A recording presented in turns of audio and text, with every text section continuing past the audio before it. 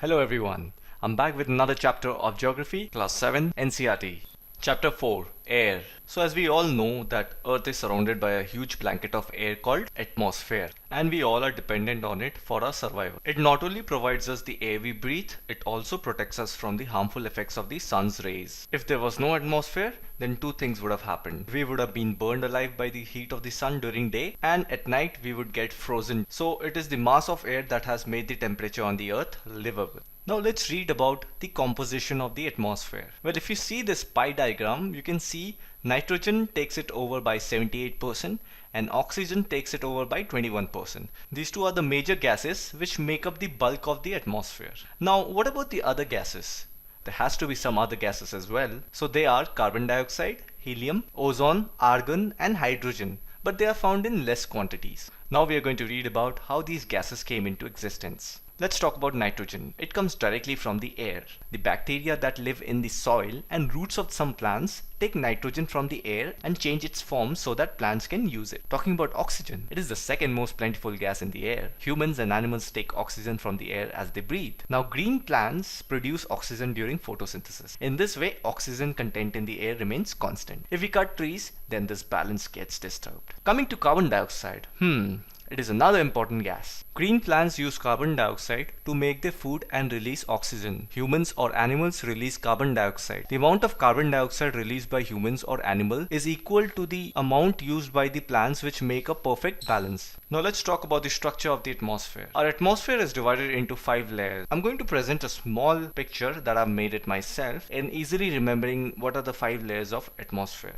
So have a look at this. First level is the troposphere. Remember that as tropo, which is equal to tropical, and then it is associated with greenery. So you can only see greenery at the first level of the atmosphere. And then we have the stratosphere, strata. Just compare it with strategy. Always remember strategy is the second step. And then comes the mesosphere. The meaning of meso is middle, so midpoint. So 5 definition over here, the midpoint is mesosphere. And then comes the thermosphere, thermo, which is equal to heat, and it's very heat out there. So remember it by that. And the last one is exosphere. Exo, exit, so the last one has to be exit. That's the easy way of remembering it. So let's quickly read about each of them. Troposphere. The height of troposphere is 13 km from the ground. It is the layer where the oxygen exists and rainfall, fog, hailstorm occurs in this layer. Stratosphere. The height of stratosphere is 50 km from the ground. In this layer, aeroplanes fly, and it also contains the layer of ozone gas. We have just learned how it protects us from the harmful effect of the sun rays. Then comes the third layer, which is the mesosphere. The height of mesosphere is 80 km from the ground. Meteorites burn up in this layer or entering from the space. And then comes the thermosphere. It is very hot in this layer. Temperature increases as the height increases. An ionosphere exists in this layer, and the height of this layer is 80 to 400 km from the ground. And this layer is also very helpful in radio transmission. In fact, radio waves transmitted from Earth are reflected back to the Earth by this layer. And last but not the least, exosphere, the uppermost layer of the atmosphere. This layer has very thin air. Light gases like helium and hydrogen float into the space from here.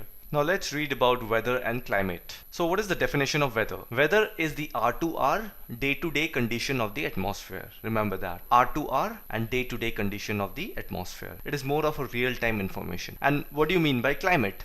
The average weather condition of a place for a longer period of time represents the climate. So climate is more of a long-term point of view, and weather is more of a day-to-day and real-time point of view. Now let's read about temperature. It's the hotness and coolness of the air around us is known as temperature. The temperature of the atmosphere changes not only between day and night, but also from season to season. Again, real time and long term point of view. Summers are hotter than winter. An important factor that influences the distribution of temperature is insolation. Insolation is the incoming solar energy intercepted by the Earth. The amount of insolation decreases from equator towards the pole. This is quite evident if you see. The sun rays directly falls on the equator. Therefore, the insolation level over there will be higher compared to the poles. Temperature in cities is much higher than that of village. The reasons are because in cities we have concrete and metal buildings as well as roads that gets heated up during the day, and this heat is released during the night. Also, the crowded high-rise buildings of the cities, they trap the warm air and thus raise the temperature of the cities. Now let's move on to air pressure. Let's try to understand what is air pressure and how is it formed. So the pressure that is exerted by the air above us on any body like us or the entire earth itself is called air pressure. You'll be surprised to know that the air presses us from all direction and our body exerts a counter pressure. So let's try to understand about air pressure. The air pressure is highest at sea level and decreases with height. What does it mean? Well, the air gets thinner the higher you go. When you are in the mountains, there is less air passing in and around, and when you're on a boat or on a sea level, the pressure is high because the waves of the sea carry tremendous amount of force of air with it. So the air creates huge pressure near the sea level and it gets thinner when you go up.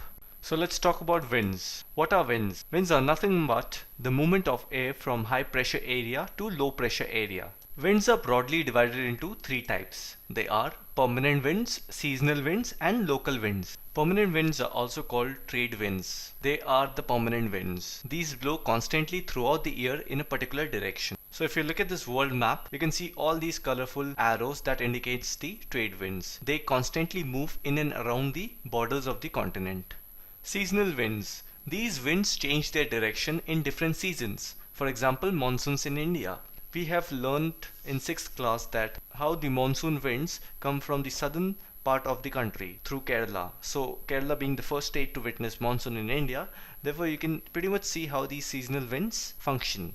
The last is the local wind. These blow only during a particular period of the day or year in a small area. For example, land and sea breeze. Coming to the next topic, moisture. What is moisture? Moisture is nothing but the amount of water vapor present in air. And the more moisture in the air, the more humidity it creates. When the air is full of water vapor, we call it a humid day. As the air gets warmer, its capacity to hold the water vapor increases. And so it becomes more and more humid. On a humid day, clothes take longer to dry. And sweat from our body does not evaporate easily, making us feel very uncomfortable. Now, when the water vapor rises, it starts cooling. The water vapor condenses, causing formation of droplets of water. Clouds are just masses of such water droplets. When these droplets of water become too heavy to float in air, then they come down as precipitation. Now precipitation that comes down to the earth in liquid form is called rain. Most of the groundwater comes from rainwater. With this, we have come to an end of chapter 4. If you like the video, consider giving it a thumbs up and leave a comment below.